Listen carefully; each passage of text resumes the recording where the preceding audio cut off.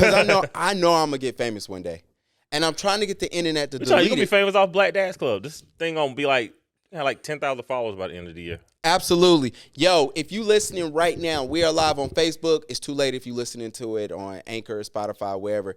But donate. Where Dr. Umar at? Hold on.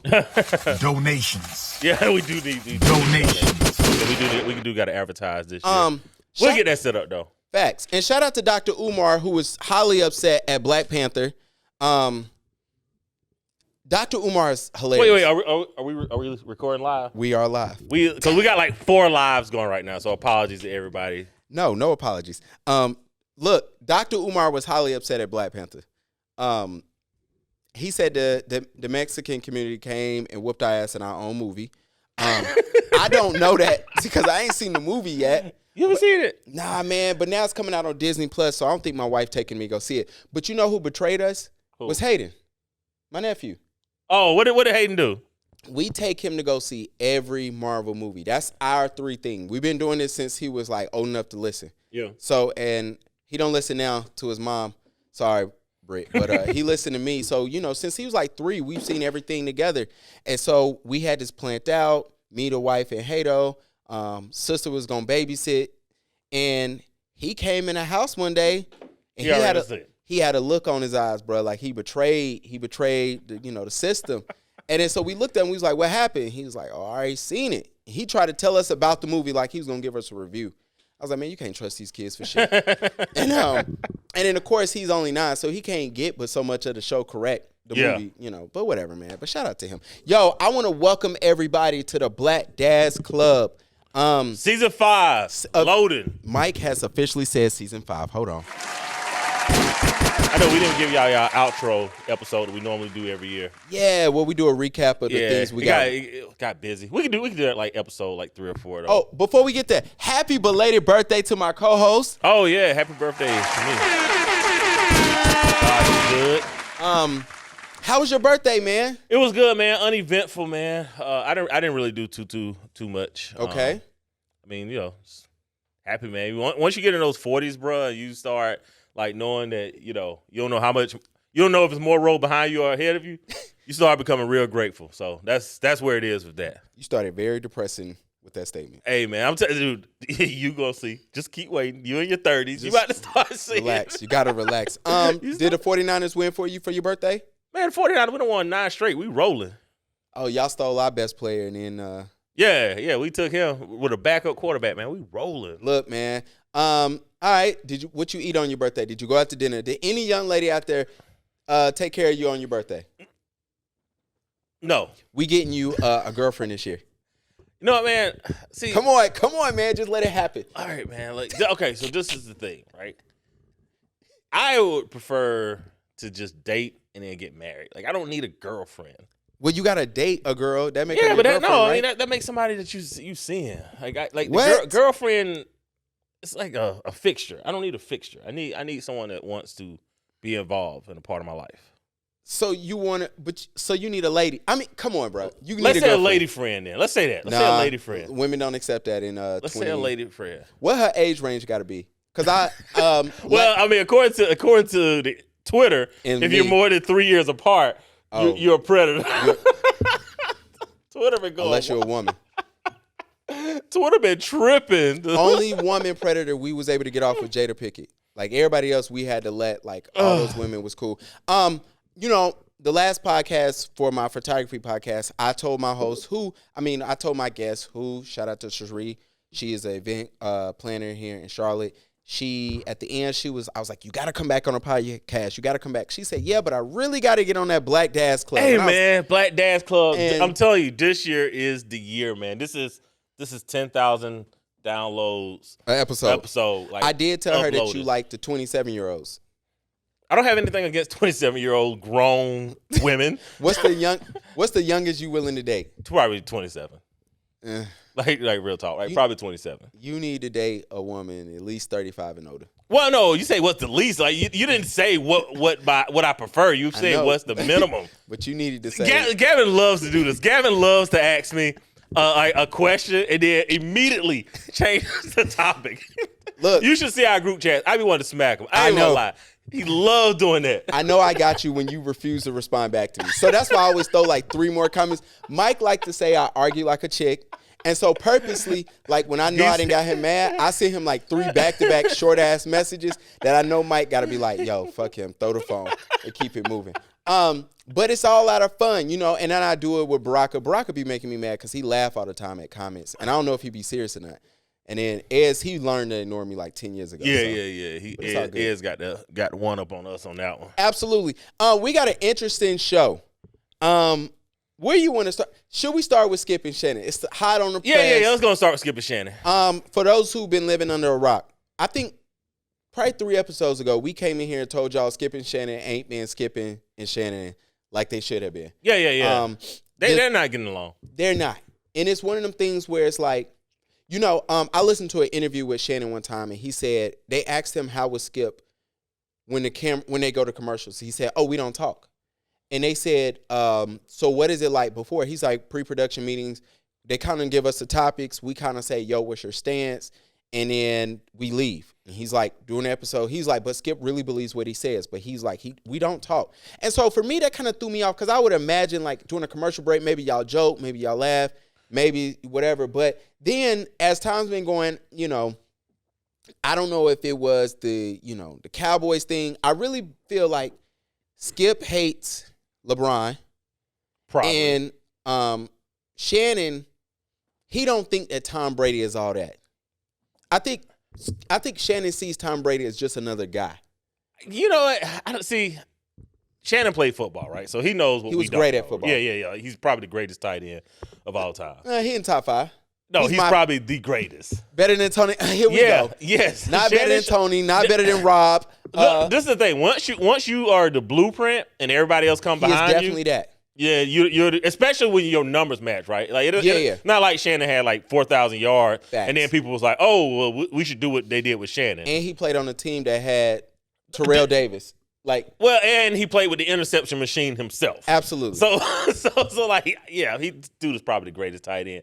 So when he says something, like even if I feel a certain way, like I'm a 49er fan, right? Mm-hmm. Joe Montana's a GOAT quarterback. But then, like what Tom Brady has done in the last decade, I'm like, I can't really argue it, right? Like I can argue it as a fan, but as a rational human being, it's like, yo, all right, yeah, Tom Brady might be greater than Joe Montana. Yeah. Right? So, but I think Shannon being a football player, he understands more. I think he's more behind the scenes. I think he knows what guys say about guys. Mm-hmm. And that's the stuff that Facts. he doesn't say on camera, Facts. but he's trying to explain to us that, like, yo, it's the reason why they ain't liking Russ, right? Facts. Like, he's trying to explain it to you, but I can't tell y'all what I know. Absolutely. Absolutely. And I think Skip feels that he knows as much as Shannon when it comes to football. And that's not the what case. pisses Shannon off. Absolutely. Like, nah, bro. And so things have been, it wasn't the main topic of Tom Brady. It was one before that. And Shannon was saying something, and Skip just kept, hold on.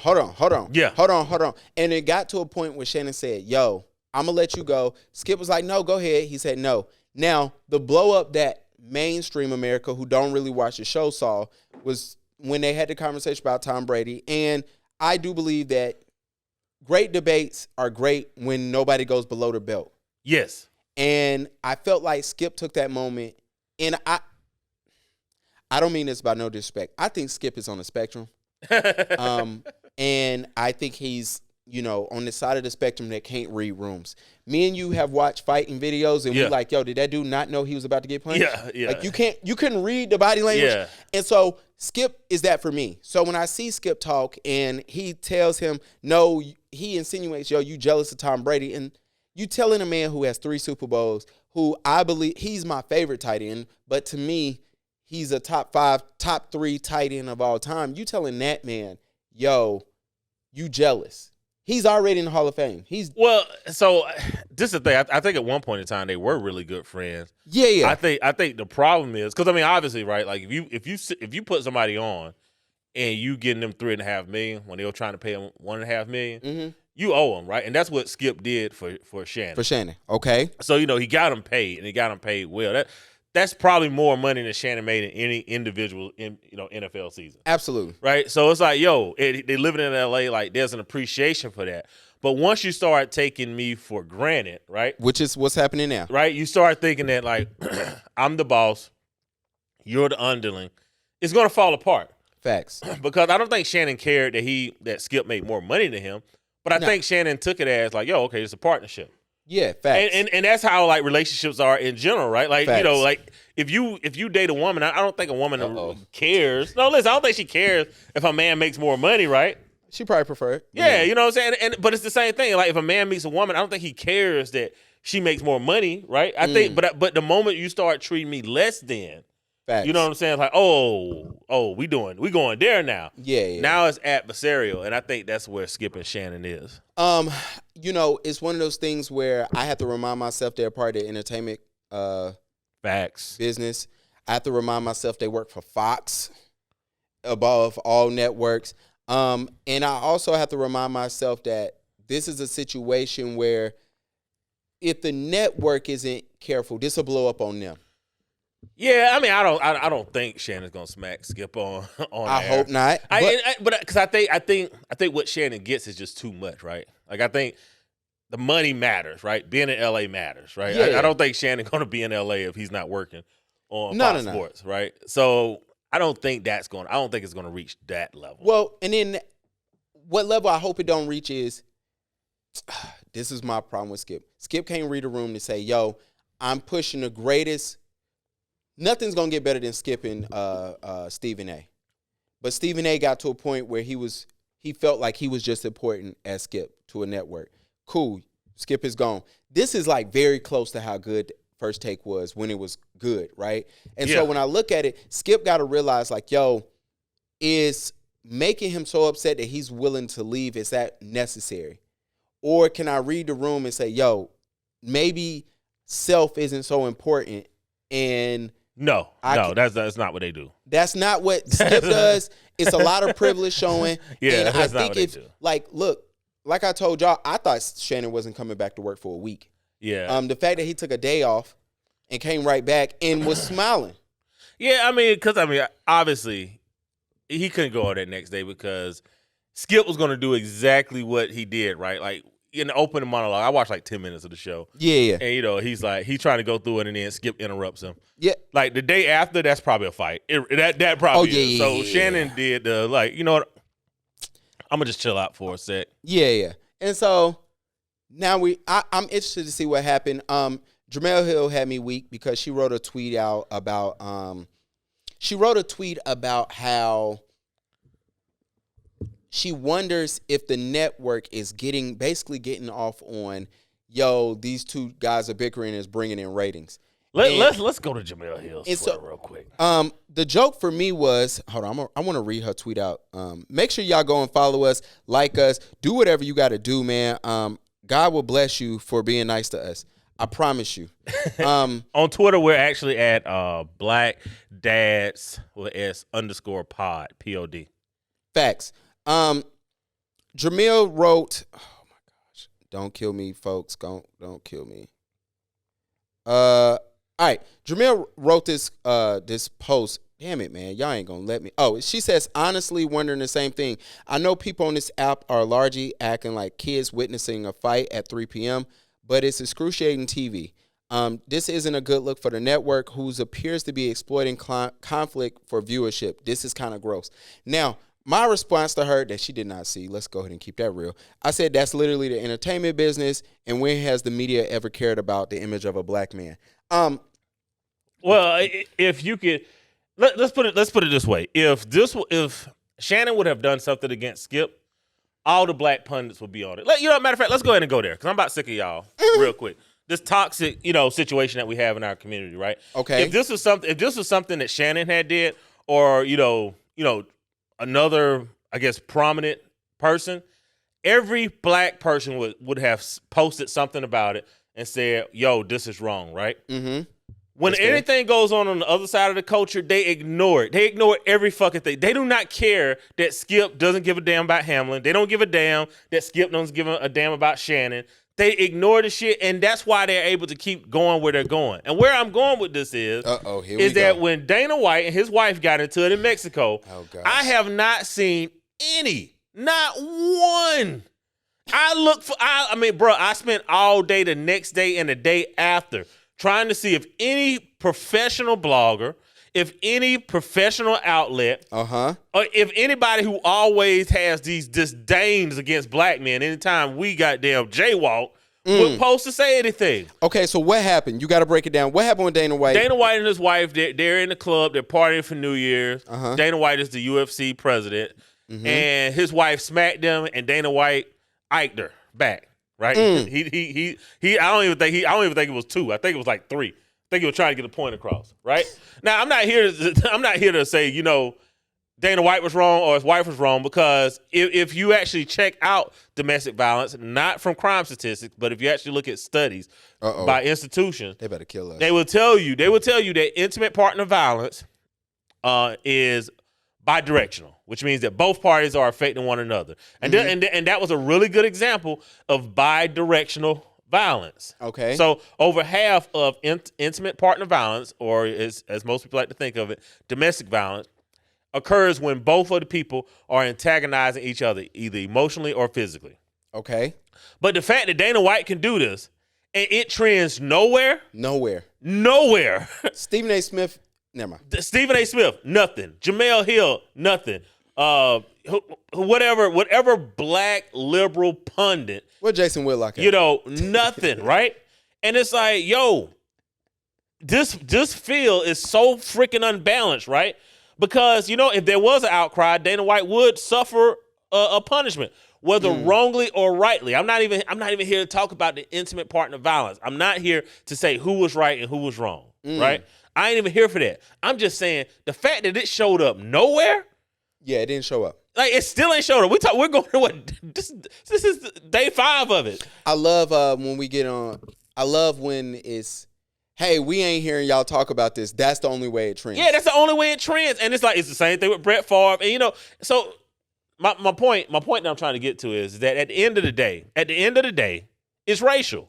You can't say it's anything but that. And so it's like, so as black men, if we're under this constant scrutiny, right? If we're under this constant microscope, of course, we're going to look bad because you're over-policed, you're over-punished. All right, so you're going to look bad when you get caught. But here's the thing, though. The dudes who miss all that, the dudes who actually turn out to be good dudes, are going to be at a much, much, much higher level than the rest of the community. And that is going to create future problems in our community. Speaking of future problems in our community, it is time to discuss them versus their dads. So let me take y'all behind the curtain of what happens at this podcast. The holiday season, I'm a photographer, so I do a lot of family portraits during the holidays, as you can imagine. And most of my clientele is of African American descent. And as usual, we show up late and we need things done in a timely manner. So I love my people for that, because I have to plan for that. Yep. Even amongst the way of, Mike, we can't do the podcast this day because I'm working all day. And so we was trying to do some episodes because, man, you gotta love during the holiday season, people give us everything. Before we get to, so I want to say that because Mike hit me up and was like, these kids is disrespectful. Now, Mike has said for the last 2 seasons that some of y'all need to get punched in the mouth. A lot of kids need to get punched in the mouth. This is true. We're going to talk about some fathers and them and their relationship with their kids. And it's not to make fun of the situation. It's actually to highlight what we need to work on. Yeah. And look out for, and the things that are going to occur. And not all these people handle this the best way. I think that's important. Yeah. Not when we talk about it's not even criticized. Cause look, this is the thing, man. Like, dude, parenting, there is no answer key for parenting. Like, I felt bad for parents. I felt bad for my parents. Like, raising me was completely different than raising my brother, right? Like, and like, that's the crazy thing that no one tells you about parenting, right? Yeah. Like, my parents really wanted to raise all of us the same way, and then they just realized, like, I'm watching my parents struggle. Like, why does this kid does it, or why does this kid does not do it? And it's like, okay, no one ever gives you the guidebook or the handbook on, like, how do you become, a better man? Which is why, we focus on the tenets, because if you do care, grace, and mercy, right? Like, if you understand, like, that's what masculinity is, care, grace, mercy. Yeah. If you get that, then you're able to apply that in no matter what the situation or what scenario. But who we starting with?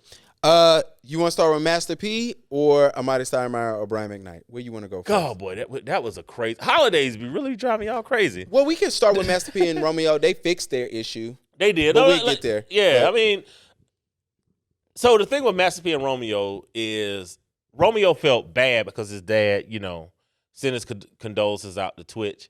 RP. We wanted to talk about that last episode. We did, and I mean, season 5, we always do a mental health. We always do several mental health episodes, but we definitely need to probably do one at the beginning of the year, folks around suicide, because the suicide rates are going like through the roof for men, but especially black men. Absolutely. So to say that, P, offered his condolences. Romeo did not take kindly to that because they've lost a sibling. And it just it cascaded. But what I am glad about is that it was as public on the internet with them making up too. Now I'm gonna say this. Romeo was wrong. Master P was wrong. Master P was also wrong. But Romeo, because here's the thing. If Master P lives in New Orleans right now and he's Master P, the gas station, owner of the gas station, right? I ain't gonna say he works there, right? He's the owner of the gas station. Is Romeo at classes at USC studying acting?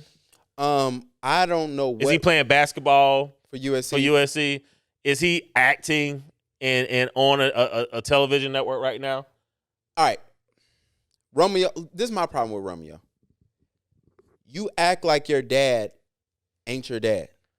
Yes. It's a couple of people in this world who I think can go to New Orleans and not pay for nothing. Master P and his family. Yep. Birdman, Lil Wayne. Yep.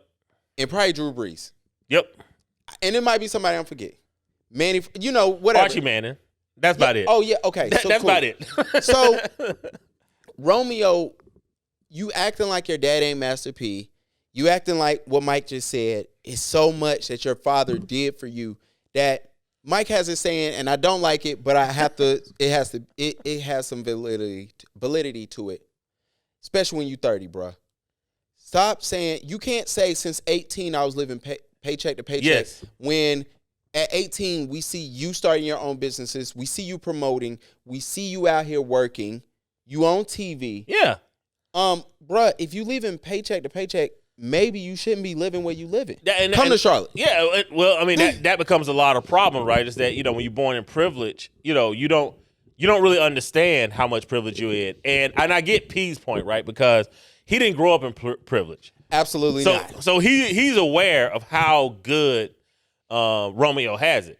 Facts. Romeo has no clue. Romeo had a house at his dad's house. Yeah. That he had to drive to get to his dad's house in. Yeah. Don't think we forgot about cribs. We saw that shit. And the thing about it is, so, Romeo, like when you grow up like that, you always kind of look at your parents as if they got it. Like think about it right now. I mean, we're grown. We're adults, right? Facts. But have we ever known how much money our parents had or did not have? Nah, I remember one time I saw my dad's taxes and my mom snatched that thing out of my hand so fast. Like, you know what I'm saying? Like, we never know how much our parents have or don't have, right? Yeah. This occurs at every level. Absolutely. So Romeo to assume that, like, oh, all my what I made on my 500,000 records that I sold running up against the buzzsaw, which was Bow Wow. Absolutely. Right? Like this is the thing. If Bow Wow has to work right now, every other child rapper is going to have to work because he was the most prolific child rapper ever. Absolutely. So if he's not worth $100 million, nobody's worth $100 million. And speaking of, I'm going to go through it that quickly too. Bow Wow, you fussing with JD look equally as corny because we see JD as your dad. You've always said that's your father figure, whatever. He raised you, blah, blah, blah. You fussing with him over stupid stuff. Yeah, who created 106 in Park? 106 in Park? Y'all look stupid. It's not even that serious. Going back to Romeo, Romeo, I think the most distasteful thing about Romeo's thing, not just him putting it on the internet. I expect millennials, especially Gen Z, to put everything on the internet. True. The fact that you're complaining about your dad all the while of you promoting products in your complaint video is disgusting to me. I didn't even notice that. Yeah, bro. It's just something about that.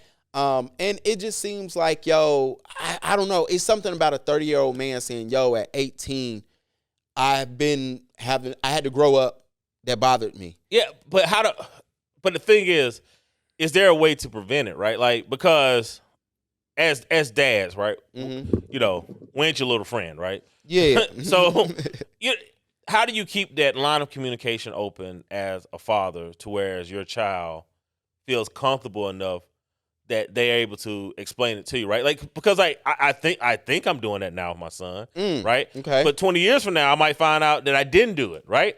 So Thanks. now we got to try to explain to him, okay, well, how does he have that ability to explain that to his kid? The problem we keep running into is we all parent in our own ways, and none of us offer grace to anybody for like any type of parenting mistakes. Facts. Right? Like if someone kid is fucked up, we're just like, and we're gonna stop cursing so much this season too because we need the message to get across. I think I sent this to my mom. But it's like,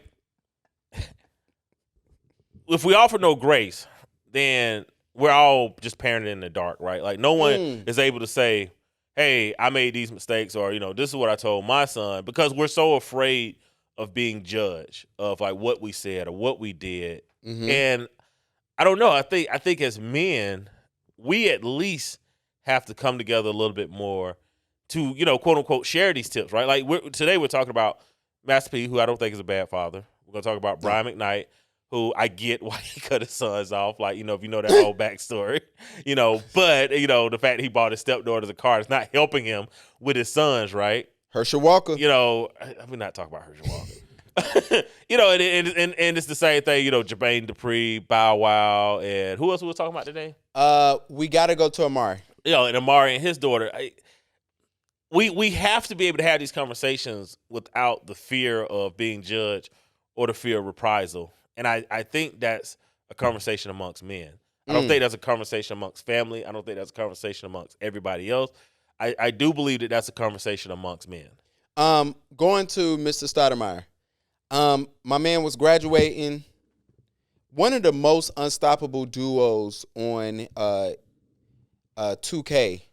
Or that might have been NBA Live. Him and Steve Nash running that pick and roll was just disgusting. And it all went downhill when you go play with the Knicks. The Knicks suck, by the way, just in general.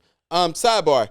Excuse me, that was my sidebar. But Amari, and he was graduating from the University of Miami, getting off stage, and the police was waiting for him. Yes. Apparently, allegedly, he punched his daughter for being disrespectful to her grandmother. The young lady called her mom. They don't know if it's the 17 or the 14-year-old, but the young lady called her mom. Her mom came and got her, took her to the police station. The police said it was blood on her clothes. And here we are. I seen a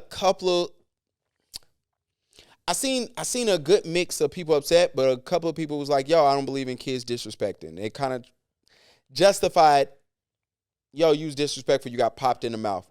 Couple of things I don't know, and I can't say I don't like. The fact of he punched his daughter in the mouth. Yeah. I don't know if that was a police thing. I don't know if that was a police stating what they were told thing. Well, I mean, she had blood on her. She got bopped, right? Yeah, she definitely got. So we know that happened. So what is immaterial whether it was closed hand or open hand. But it make a difference to me. Yeah, it does. But maybe for a normal person, but not a 6'8" dude who's probably 220-something pounds. He vegan now, so he might be about 205. No, he can't. He's too big for that. But this is my thing. You can't go around punching your kid. Yeah, I don't believe in. Okay, I believe that all parents reserve the right to whoop their kids. Right? I think they reserve the right. Reserve the right, yeah. Right. But I also believe in hands-on parenting, right? And it's not even gentle parenting per se. Like, I call it hands-on. Well, this was hands-on. Hands-on as in you're active, right? Not hands-on as in you put your hands on them, right?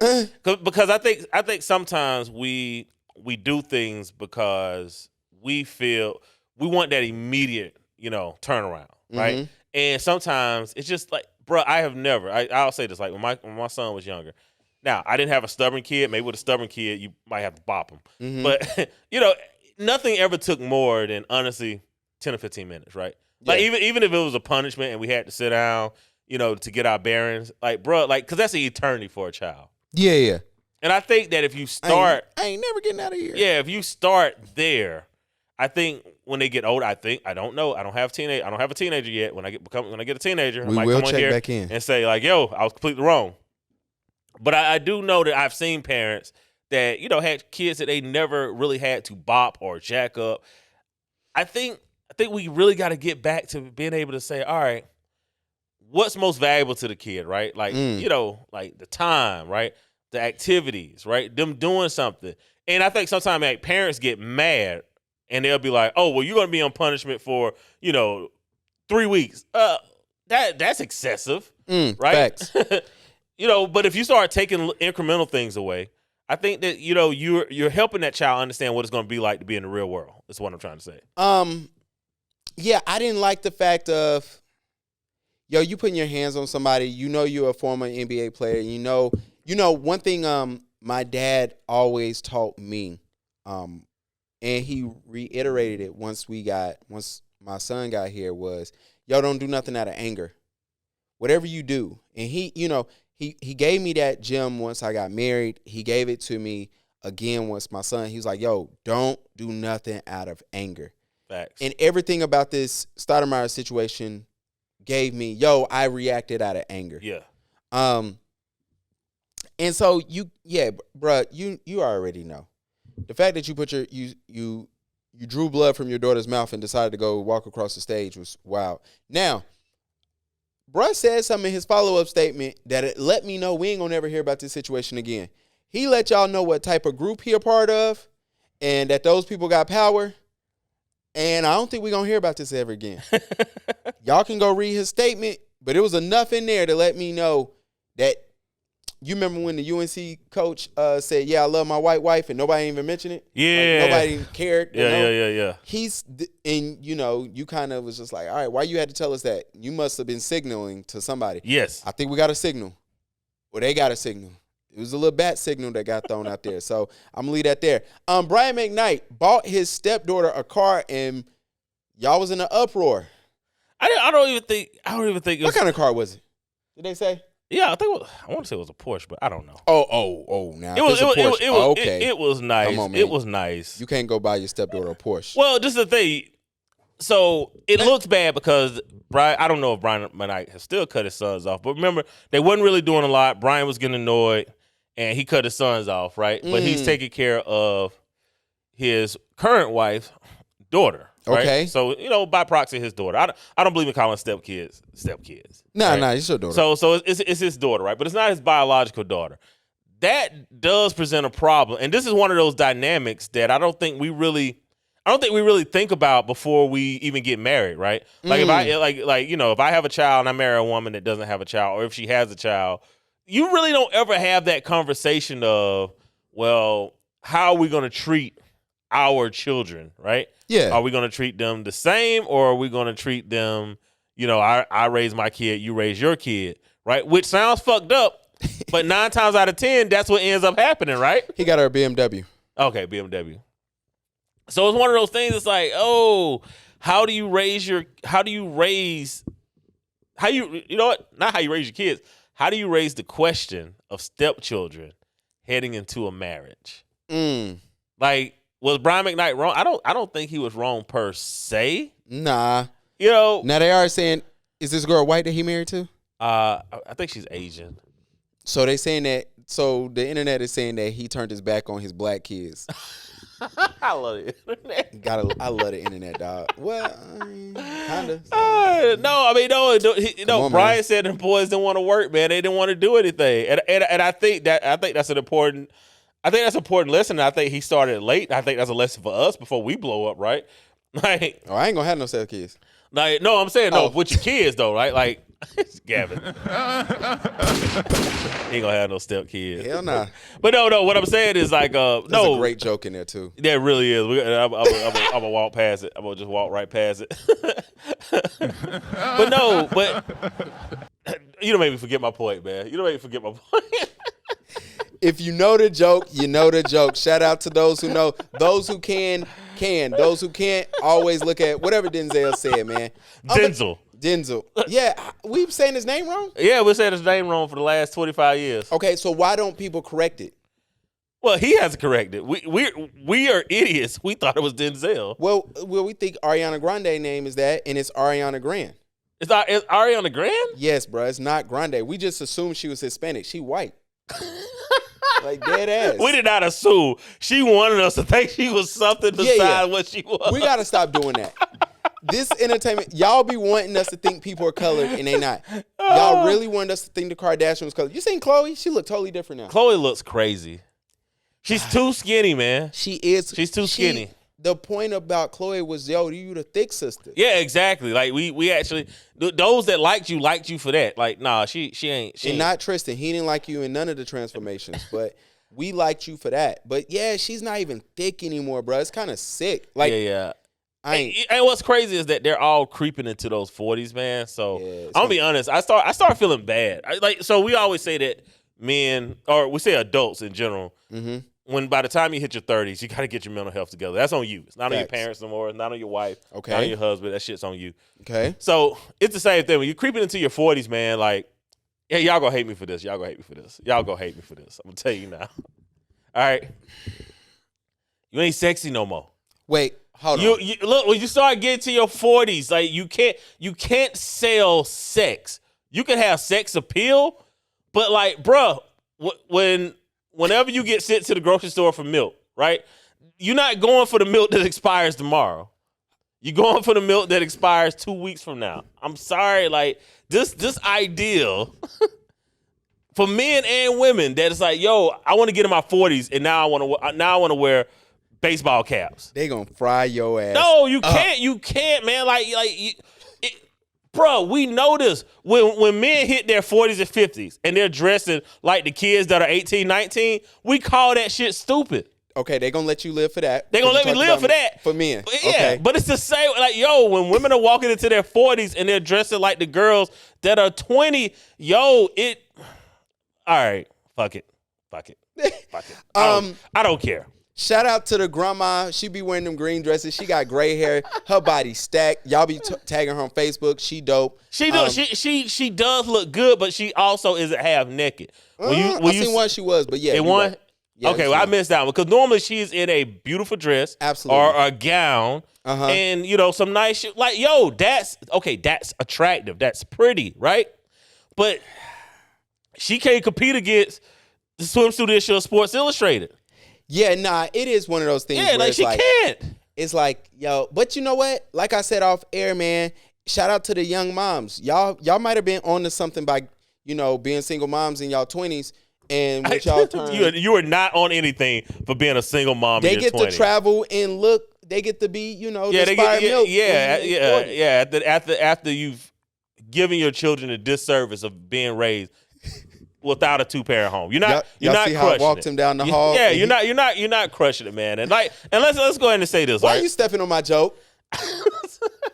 Damn. Because I hate that in our community. I hate that we've embraced bastard culture. Oh gosh, here we go. Oh, somebody said Bernice Burgo is fine as hell. Yeah, she is. But fine. Bernice looks 20-something years younger than her, and her daughter is in her 20s, and she looks like a teenager. Like, it's something in their water, in their gene pool that makes Dr. Miami.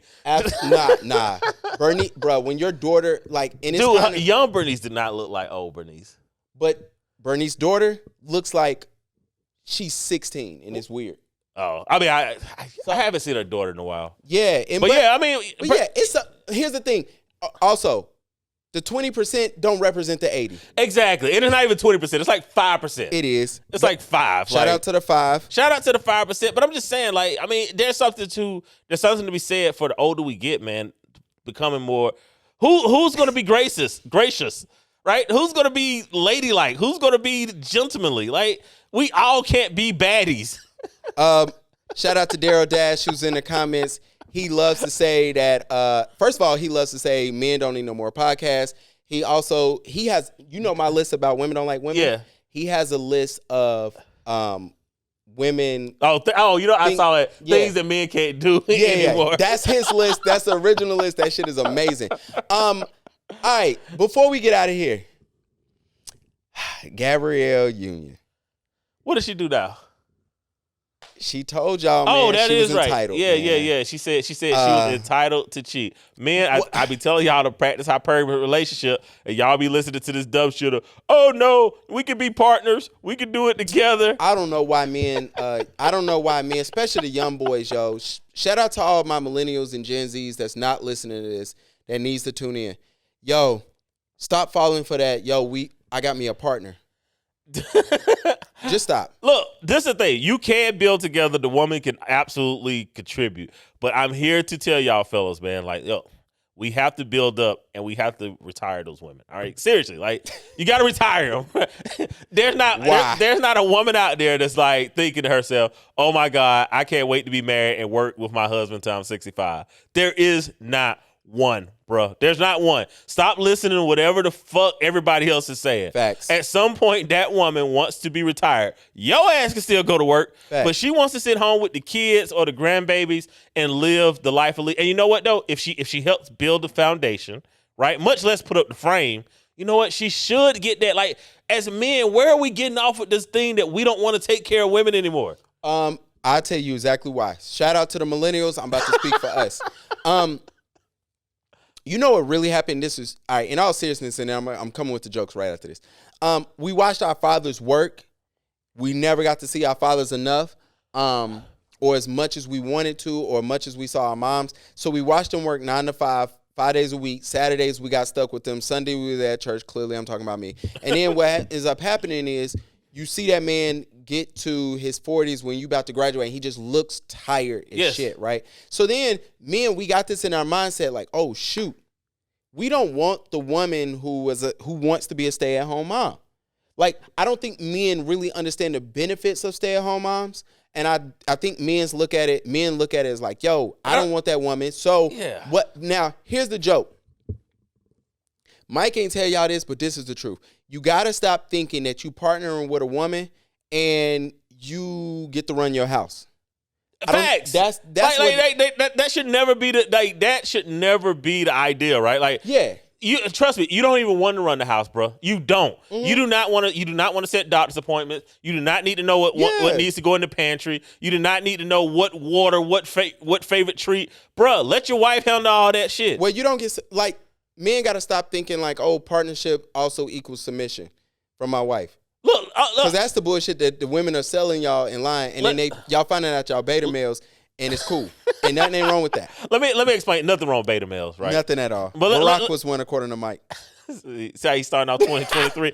Barack was one according to Michelle on these goddamn talk shows right now. You be seeing these interviews they be doing? Yeah, I see. Hey, bro, I never put you out there like that. Your wife did that. Yo, I have more respect for you as a man. Yo, Barbara Walters, since she passed, they be showing that interview. She was like, yeah, your wife is more famous. And Barack looked shocked. Yeah. Like, no, she didn't. But the truth of the matter is, though, like, okay, for one, let's go there real quick. Michelle look good, too. Michelle does look good. Yeah. But she needs to drop her natural hair down. But anyway, but let's go there, though, right?